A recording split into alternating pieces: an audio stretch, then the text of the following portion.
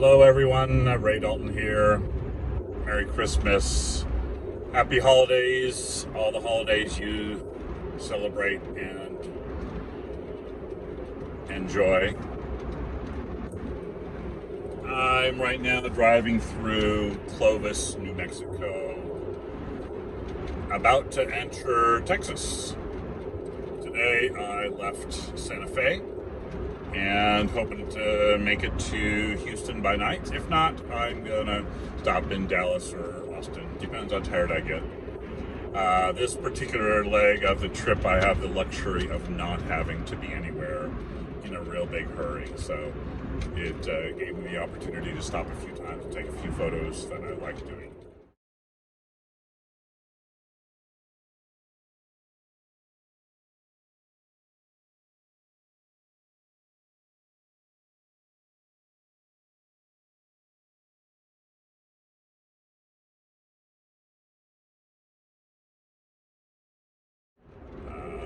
But I wanted to do a little video.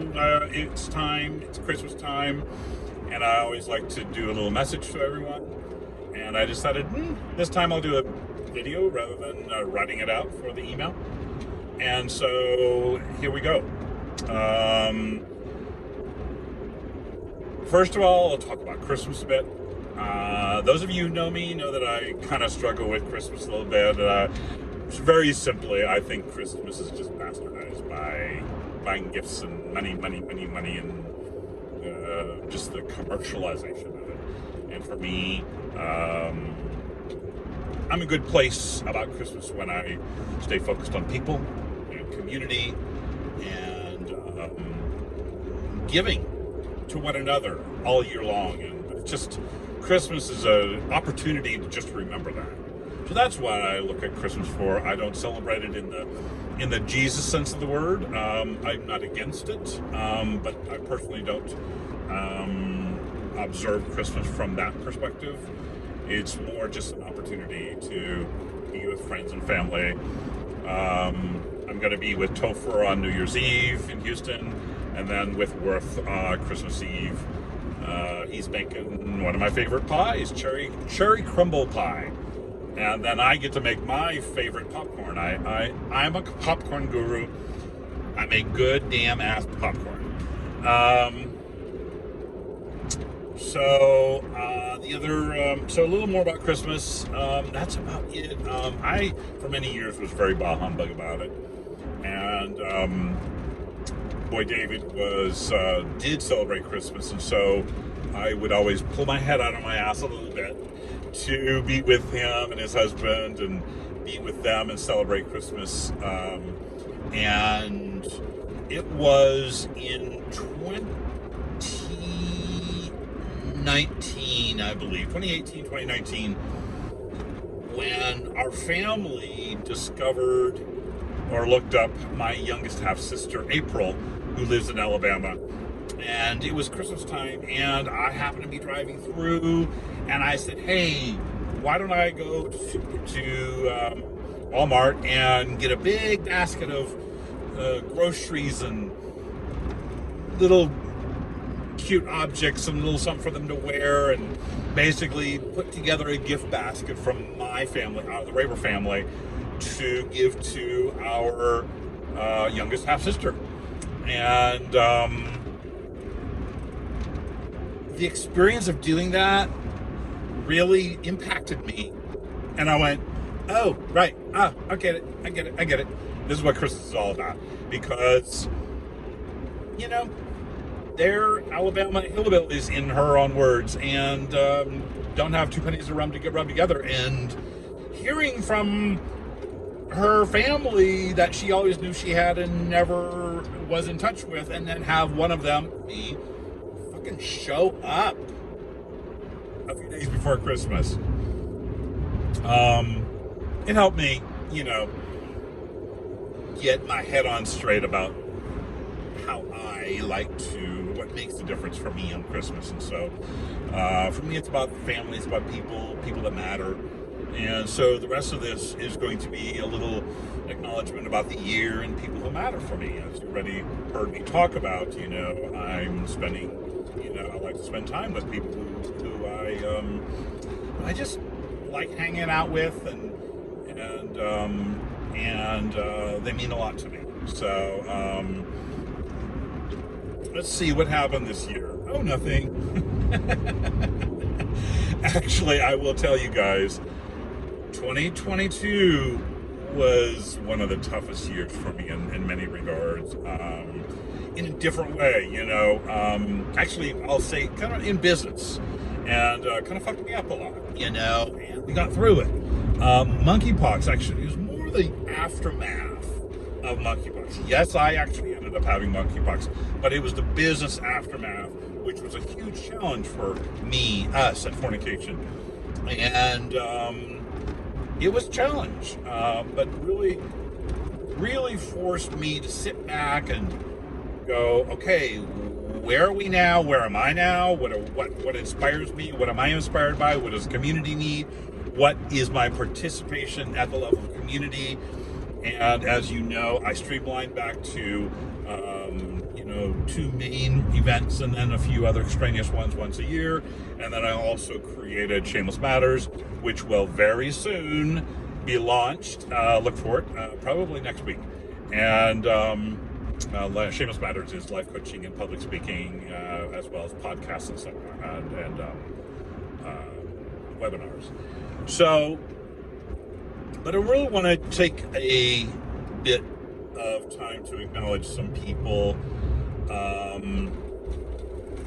Let's talk about monkeypox for a second. For me personally, the people that in my periphery, in my world that I was aware of who put themselves out and made a difference in the community, and me specifically, I really want to put a shout out to Silver Steel for being the face of monkeypox. It takes a lot of balls to do that. And me seeing him putting himself out there really helped put it all in perspective for me and really grounded me and really, helped me to go outside of myself and go, okay, we need to do this as a community. And what do we need to do? What can we do? Also, my boy Sparky, he was also, put himself out there as the, face of monkeypox. But I'll be very honest, Silver Steel, it was his face, and the visual of that was the face of monkeypox. But, him and Sparky and a lot of other people, but again, in my specific reality, my world, they were interviewed by countless, news organizations and NPR and, different radio and television stations coast to coast. And them putting themselves out there really helped the CDC and the world at large, and also the United States, really know and grapple with what was really going on with monkeypox, and the fact that, once again, here we go, we don't know fucking shit what to do. It's like, what's the protocol? Oh, I don't know. And what I will say about the news media, which I'm hugely critical about many times, I listened intently, and I was very, for the most part, pleased with how they said they didn't get into it, monkeypox being a gay thing. It was men who have sex with men, because that was the data.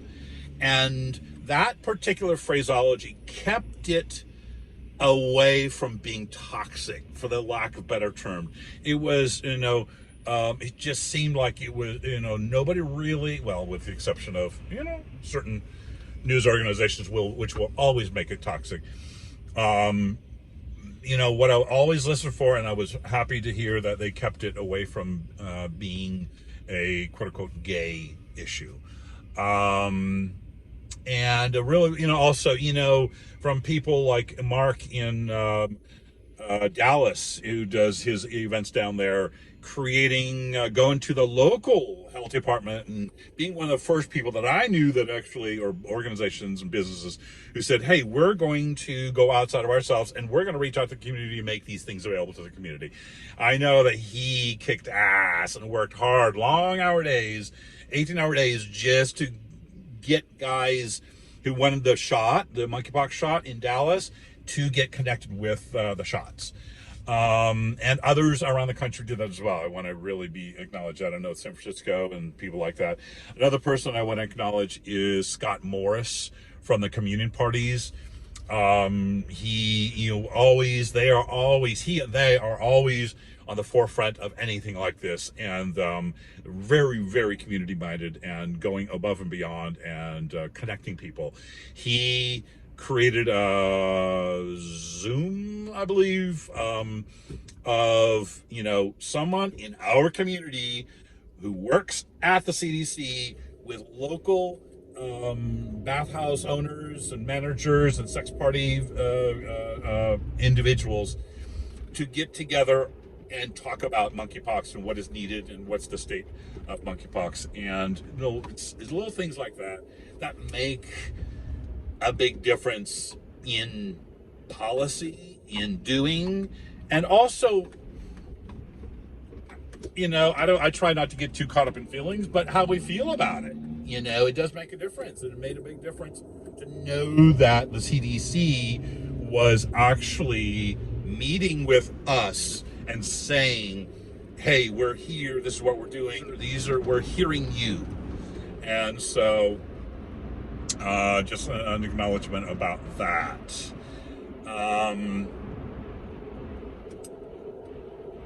Trying to think who else.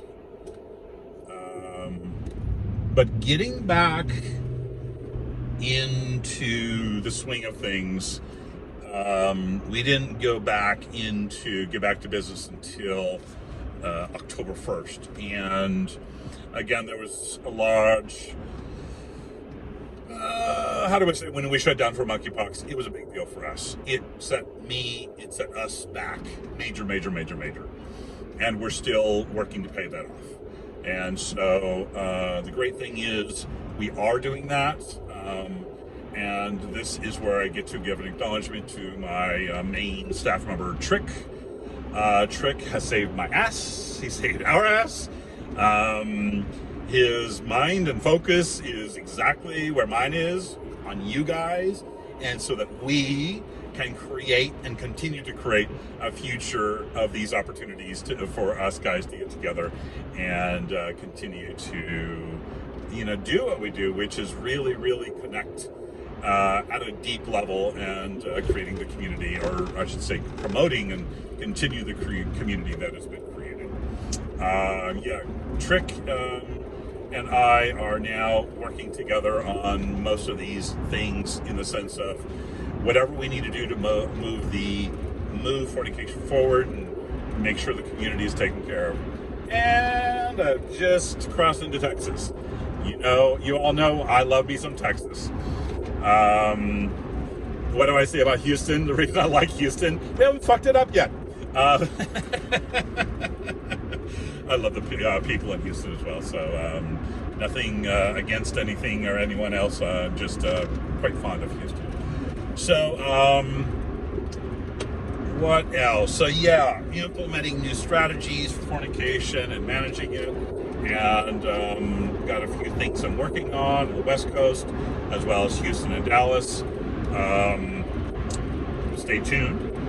As you know, it's just the same old. I'm always going, what's next? Are we growing? How are we doing? What's the next level of this?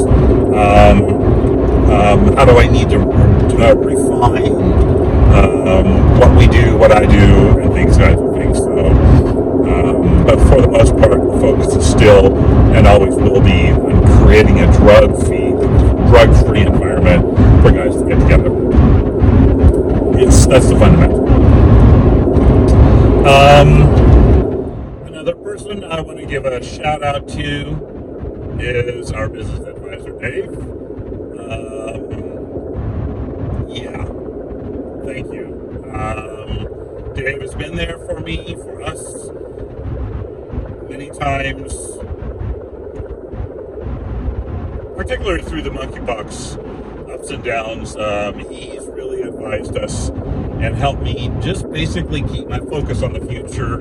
And as anybody knows in business, you need to be able to run ideas by other people.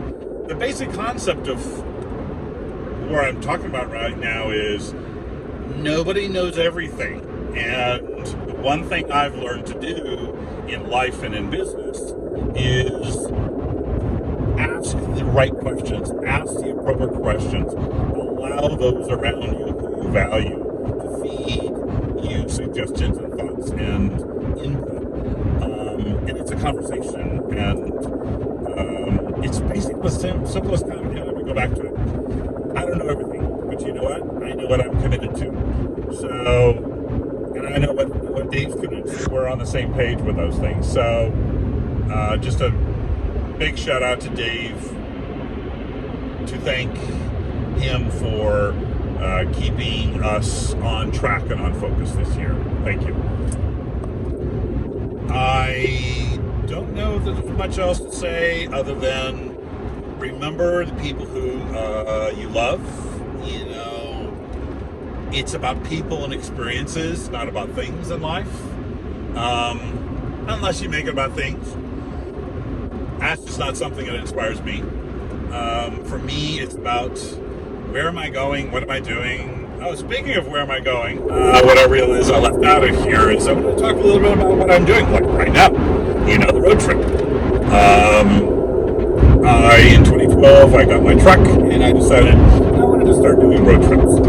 And essentially, basically now, I'm on one constant road trip, and then I go back home to LA to do doctor's appointments. Contracts that are up once a year, all these kinds of things that you kind of have to be home in LA in order to do that. So I was just in LA for 17 days, had 12 doctor's appointments. 3 of them were dermatology, 3 of them were dentists. You know, the usual checkups. Everybody needs a little tune-up now and then. Just also to tell you, personally, I was dealing with, I like to say, not the ideal, 100% health. Anybody who knows what I do,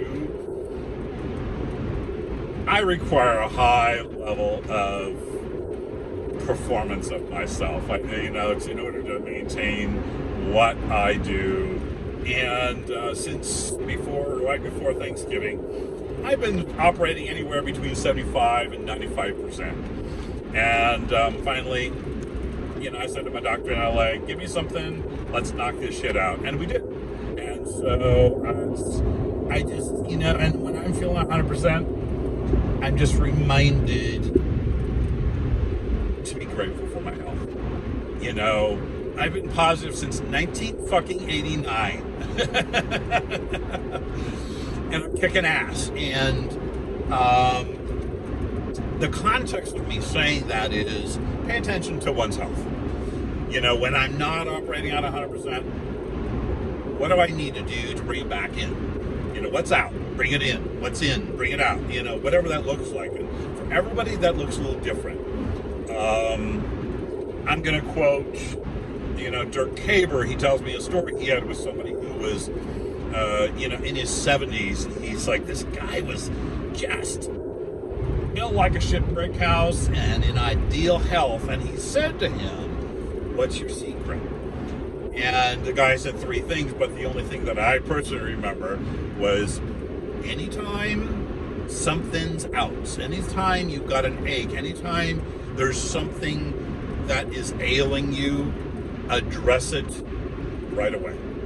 Because if you don't, then something else will compound, and then something else will compound, and then you begin to go, that's how my body is now, that's what it looks like to be older, when in fact that doesn't have to be the case. So that's been my motto. When there's something ailing, address it. And so that's my message to everyone about, self-care and valuing oneself, because here's the secret. We can only value others' health in the same way that we value our own health. There's a connection there.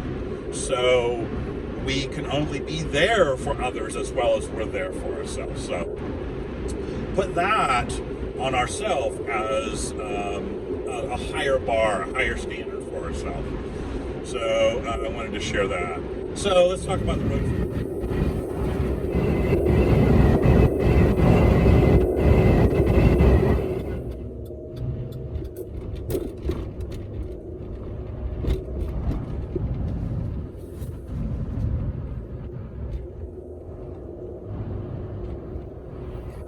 One of the benefits of road tripping is getting to see middle of town America, all these interesting parts of the country that nobody really talks about. I get to see them every day. Makes me appreciate this country and the ability that we have to do what we do.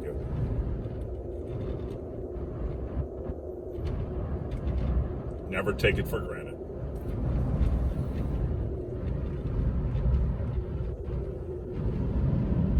So as you know, I love life on the road. I love doing this, and I was in LA. I left LA on Sunday, drove to Palm Springs, had a few clients there, and then continued on to Phoenix. Went to Santa Fe, and I got to see my, Chuck and Kevin, who I've known since 1990 back in West Hollywood. They now live in Santa Fe. It was really good to see them. I love them. I value them. They are amazing people.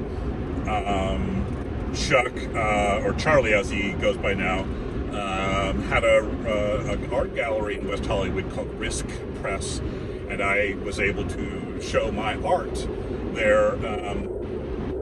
I don't even remember what, in the late 90s, I believe it was. No, early 2000s.